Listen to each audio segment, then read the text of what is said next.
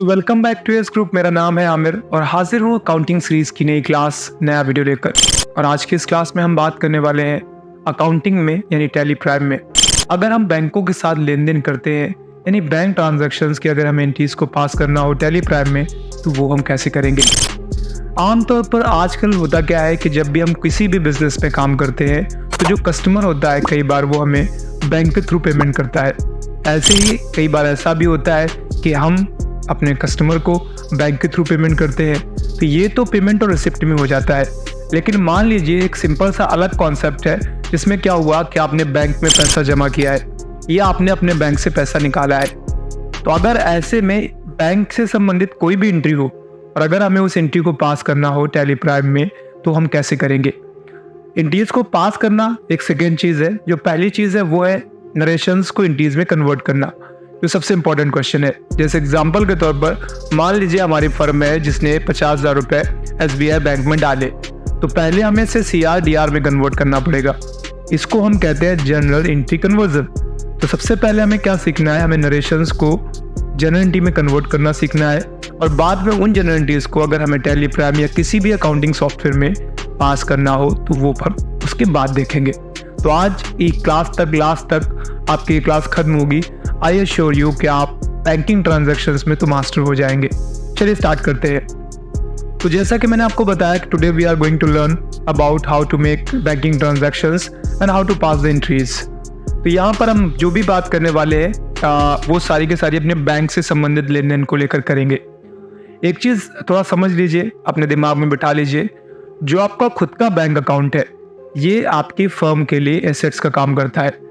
मतलब आमतौर पर हम हर एक उस चीज़ को एसेट्स कहते हैं जिसका लाभ हम फ्यूचर में लेते हैं। जैसे एग्जांपल के तौर पर लैपटॉप है, मोबाइल फ़ोन है, फर्नीचर है, कैश है, हमने किसी को पैसे उधार दिए हैं, हमारे पास कुछ भी ऐसा है जिसका हम फ्यूचर में लाभ लेते हैं, दैट इज़ कॉल्ड एसेट्स। ठीक है।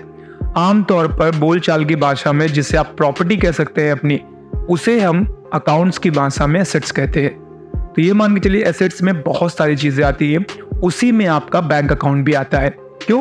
क्योंकि जो बैंकों में रखा हुआ पैसा है वो क्या है, उसे कब यूज़ करेंगे आप, फ्यूचर में यूज़ करेंगे। मैंने कहा हर एक वो चीज़ जिसका लाभ आप फ्यूचर में लेंगे दैट इज़ कॉल्ड बैंक यानी एसेट्स।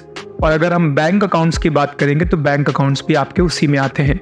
हाँ, वो बात और होगी, बैंक के अकाउंट्स जो भी होते हैं वो भी अलग अलग कैटेगरीज के होते हैं। बैंकों में हमारा FD होता है, इसके अलावा बैंकों में हम करंट अकाउंट ओपन करवाते हैं या सेविंग अकाउंट ओपन करवाते हैं। कुल मिला के बैंकों में रखा हुआ पैसा या आपने कोई प्रॉपर्टी के लॉकर वगैरह में ले रखा है वो आएंगे आपके बैंक ट्रांजैक्शंस के जरिए ही।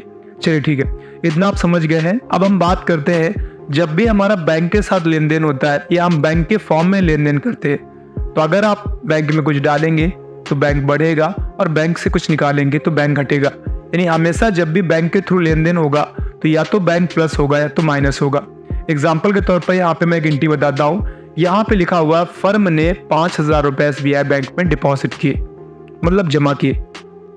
अब सीधी सीधी बात है, एक बैंक है, आप जब उसमें पैसे जमा करते हैं अपने SBI खाते में तो ये बताइए वो बैंक का स्टेटस बढ़ेगा या घटेगा। इस एग्जाम्पल के तौर पर मान लीजिए पहले बैंक में आपके 50,000 रुपए थे, अब आपने उसमें 5,000 रुपए और डाल दिए तो आपकी जो बैंक है वो प्लस हुई या माइनस। सीधी सीधी बात है, प्लस हुई कितनी, 5,000। ठीक है। और वो प्लस हुई बैंक आपकी, उसके बदले क्या हुआ, तो आपका कैश माइनस हुआ है, जेब से आपके पैसे वो घटे और बैंक में जमा हो गए।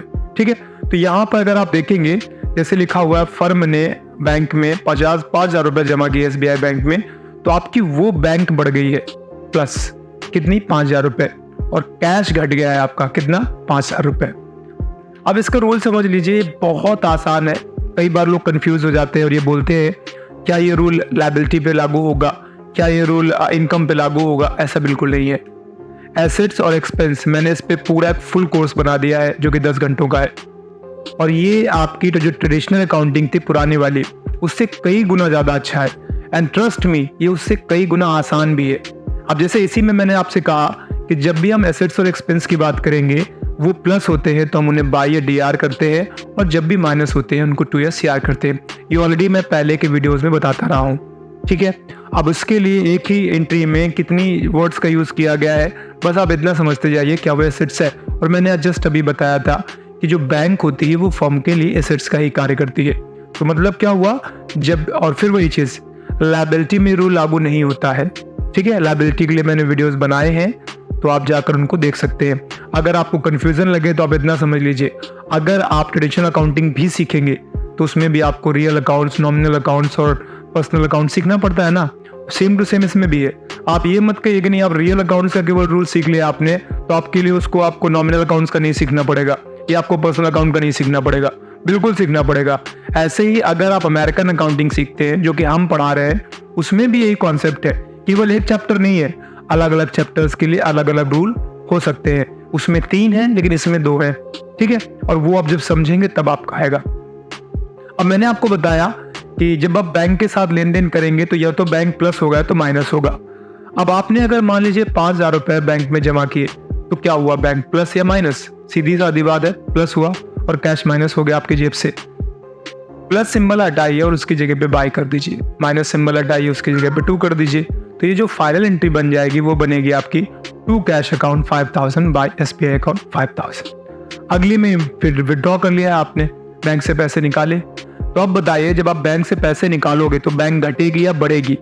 सीधी सीधी बात है, बैंक घटेगी। जितना पैसा आप निकालेंगे बैंक से, वो बैंक आपका उतना ही घट जाएगा। तो यहाँ पे हमारी जो बैंक है माइनस SBI किया मैंने 5,000 रुपए, और इस बार चूंकि मुझे बैंक से जब मैंने पैसे निकाले तो मेरे पास कैश पड़ा है, तो मैंने कैश 5,000 रुपए कैश प्लस कर लिया। तो एंट्री बनी by cash account to SBI account. अगली एंट्री में क्या हुआ है, फर्म ने पे किया है 20,000 रुपए महेश को ऑन क्रेडिट बाय SBI। ठीक है, एक्चुअली क्रेडिट वर्ड का कोई मतलब नहीं है। इसका मतलब क्या है कि महेश ने पहले कुछ हमने उधार पे लिया होगा, अब उसको हम 20,000 रुपए क्रेडिट जो पहले का था वो हम पे कर रहे हैं। ठीक है, तो अब अच्छा ये बताइए, जब आप SBI से चेक काट के किसी को देंगे तो वो पैसा आपके बैंक अकाउंट से निकलेगा या फिर उसमें जमा होगा? क्योंकि अगर वो पैसा आपके बैंक अकाउंट से निकलेगा तो वो बैंक माइनस होगा जिसका भी आपने चेक काट के दिया है, और अगर जमा होगा तो प्लस होगा। अगर आप किसी को चेक काट के देंगे तो वो पैसा आपके अकाउंट से उसके अकाउंट में चला जाएगा, यानी आपका बैंक अकाउंट माइनस होगा और सामने वाले जिसको आपने दिया है उसके में प्लस हो जाएगा। तो हमें क्या करना है, अगर हम किसी को पेमेंट करेंगे बैंक के थ्रू तो हमेशा बैंक 2 में ही जाएगा, और अगर कोई हमें बैंक में पेमेंट करेगा 2 में क्यों जाएगा? क्योंकि हमारा माइनस होगा। हम किसी को पेमेंट कर रहे हैं तो हमारा बैंक माइनस हो रहा है।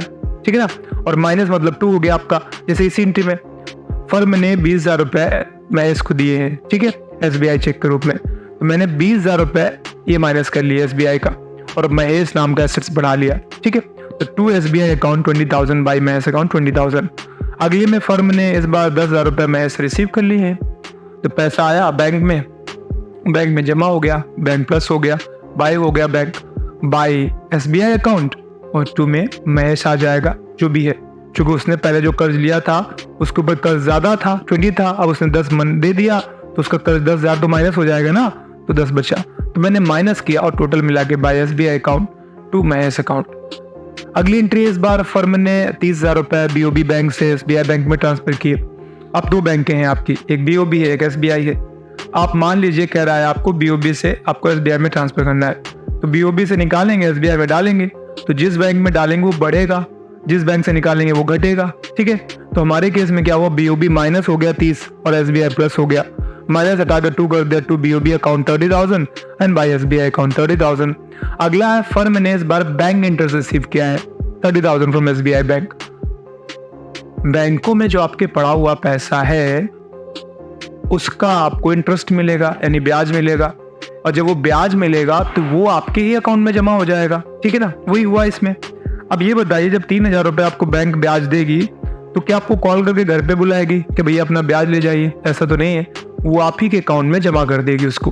और जब वो 3,000 रुपए आपके अकाउंट में जमा करेगी, जिसमें पहले से कुछ पैसा पड़ा हुआ था, तो वो 3,000 रुपए उसी में प्लस हो जाएगा, तो वो बैंक आपकी प्लस होगी। तो प्लस में SBI कर दिया मैंने 3,000, और बैंक इंटरेस्ट नाम का इनकम है, अब इनकम का रूल अलग होता है, मैंने पहले भी बताया है, तो वो आपका 3,000 रुपए हो गया। ठीक है, ये दोनों मैंने प्लस प्लस कर दिए हैं, बट ध्यान रखिए चूंकि अभी आपने जो पढ़ा है वो भी स्पेशली एसेट्स का पढ़ा है, एसेट्स का रूल मैंने लिखा हुआ है, तो उसके हिसाब से ये मान के चलिए कि आपका SBI तो जाएगा ही जाएगा प्लस में, बाई में, तो ऑटोमेटिक सामने वाला 2 में डाल दीजिए। ठीक है, क्योंकि एक हमेशा बाई और दूसरा 2 में होगा। और अगर आपको ये नहीं समझ में आया कि नहीं बैंक इंटरेस्ट को आपने 2 में क्यों डाला है, जबकि वो प्लस है, तो इसके लिए आपको हमारी इनकम वाली वीडियो देखनी पड़ेगी। क्योंकि इनकम पे भी मैंने वीडियो बनाया है जिसमें मैंने आपको बताया है कि अगर हमें इनकम की एंट्रीज को पास करना है तो कैसे पास करेंगे। अब 5 एंट्रीज है जो आपको बनानी है खुद से। फर्म ने 300 किलोग्राम मस्टर्ड राजू से खरीदा है। ये आप इनको जो मैंने पहले आपको बताई है, आप इनको प्रैक्टिकली अगर आप देखना चाहें तो आप टैली प्राइम अपना ओपन कर लें और मैं आपको उसमें पास करके दिखा देता हूँ। कोई भी कंपनी बनी हो इससे कोई फर्क नहीं पड़ता, हम सीधे सीधे आपको एंट्रियाँ पास करने के लिए दिखाते हैं। आप सीधे जाइए डायरेक्टली और हम सबसे पहली एंट्री देख लेते हैं। चलिए, ये आपने क्या किया, SBI बैंक में 5,000 रुपये डाले। कॉन्ट्रा है, जब भी कोई व्यक्ति को पेमेंट करेंगे तो पेमेंट होता है, हमारे पास पैसा आएगा तो रिसिप्ट होगा। हम अपना पैसा बैंक में डालें, कॉन्ट्रा है, बैंक से निकालें, कॉन्ट्रा है, एक बैंक से दूसरे बैंक में ट्रांसफर करें, कॉन्ट्रा है। जब कोई तीसरा व्यक्ति नहीं आएगा तो फिर आपका कॉन्ट्रा में ही ज़्यादातर एंट्रीज होती है। ठीक है, तो हम यहाँ पे जाएंगे और हम SBI बैंक में जमा करेंगे तो कॉन्ट्रा, तो मैं यहाँ से कॉन्ट्रा सेलेक्ट करूँगा। ठीक है, और मुझे करना क्या है, जब मैं SBI बैंक में जमा करूँगा तो कैश हो जाएगा माइनस आपका 5,000 रुपये। इसके बाद आपको SBI डाल लेना है। अब SBI नहीं बना हुआ है तो बना लीजिए भाई। SBI बैंक अकाउंट है, करंट एसेट्स में आते हैं आमतौर पर, और मैंने यहाँ से सेव कर लिया। हो गई पहली एंट्री आपकी। अगली एंट्री में क्या निकालना था तो वो भी कॉन्ट्रा में ही रहेगी, इस बार बैंक माइनस होगी आपकी, तो मैंने 5,000 रुपये ये डाल दिए और इसके बाद मैंने यहाँ से कैश प्लस कर लिया। सॉरी माय मिस्टेक, मैं यहाँ से कैश करने वाला था। ये 2 हो गई आपकी। अगली वाले में महज को आपको पे करना था SBI चेक के थ्रू ही। ठीक है, तो ये पेमेंट में जाएगी, किसी पार्टी के पास पेमेंट जा रहा है आपका कितना 20,000 रुपये, तो आप इसके लिए पेमेंट पे जाइए और पहले पार्टी बना लीजिए भाई, जो भी है महेश। ये आपका सन्नी डेप्टर होगा, आपसे उधार ले रहा है पैसे। कंट्रोल सेव 20,000 रुपये डाल लीजिए और SBI में पेमेंट कर दीजिए भाई। ठीक है, कंट्रोल सेव। अगली एंट्री में क्या है, इस बार 10,000 रुपये में से वापस लेने हैं आपको, तो रिसिप्ट में डाल दीजिए और 2 में डाल दीजिए महेश। 20 लेने थे, 10 ले लीजिए। 1 2 3 इंटर प्रेस कर दीजिए, या फिर आप इसी में ऑन अकाउंट की जगह पे आप अगेंस्ट रेफरेंस भी रख सकते हैं। बट अगेंस्ट रेफरेंस का इस्तेमाल मोस्ट ऑफ द टाइम हम तब करते हैं जब किसी बिल के अगेंस्ट पैसे पे करते हैं, तो मैं यहाँ पे 10,000 कर देता हूँ और बाकी उसने पेमेंट हमें SBI के रूप में ही किया है, तो SBI रूप में यहाँ पे मैंने कर दिया। अगली एंट्री में क्या था कि इस बार ट्रांसफ़र किया था BOB से SBI में, तो कॉन्ट्रा में जाएगी। मैं फिर से कॉन्ट्रा करता हूँ और BOB को 2 में डालना पड़ेगा, बट हमें बनाना पड़ेगा चूँकि था नहीं पहले से। मैं यहाँ से बैंक अकाउंट बनाऊँगा, कंट्रोल सेव करूँगा और 30,000 रुपये डालना है आपको और SBI कर लीजिए भाई, कंट्रोल सेव। अगली एंट्री में क्या था कि इस बार बैंक इंटरेस्ट रिसीव किया था आपने कितना 3,000 रुपये SBI बैंक से। ठीक है, तो आप रिसिप्ट पे जाइए और यहाँ से बैंक इंटरेस्ट आपको बनाना पड़ेगा।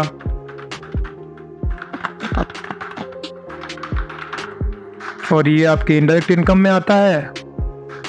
कंट्रोल ए कर दिया है। बैंक इंटरेस्ट मैंने बनाया नहीं बनाएगा, तो फिर से बना लीजिए। और क्या, बैंक इंटरेस्ट रिसीव्ड, और ये आपका इनडायरेक्ट इनकम है। Control and save.